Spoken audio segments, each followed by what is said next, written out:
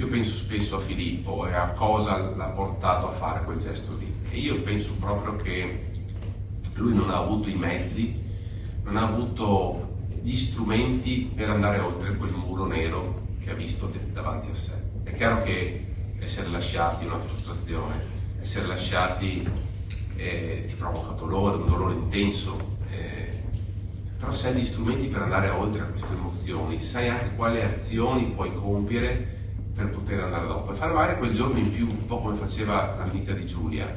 Con gli strumenti giusti si può affrontare anche il dolore di una separazione, della perdita di qualcuno a cui si tiene ed evitare, come poteva essere nel caso di Filippo Turetta, un epilogo drammatico con l'uccisione di Giulia.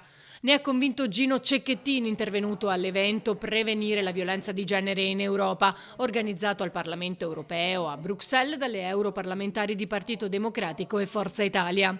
Questo, ha evidenziato Cecchettin, è lo scopo della fondazione di cui è presidente. Sensibilizzazione a partire dalle scuole e dagli enti, come si sta facendo, ha ribadito. È un primo passo, magari non può permettere di risolvere la questione, però iniziare dalla sensibilizzazione, dice, e far capire quello che c'è da fare è tanto. Poi servono misure concrete. L'educazione sesso-affettiva è fondamentale, attivarla nelle scuole, ma poi anche le politiche per creare l'indipendenza economica della donna, perché la prima vera forma di libertà è il salario, è il lavoro. Se tu lavori e sei indipendente, sei anche capace di scappare da situazioni di disagio, che vanno però riconosciute. Per questo la formazione va riconosciuto quando c'è violenza.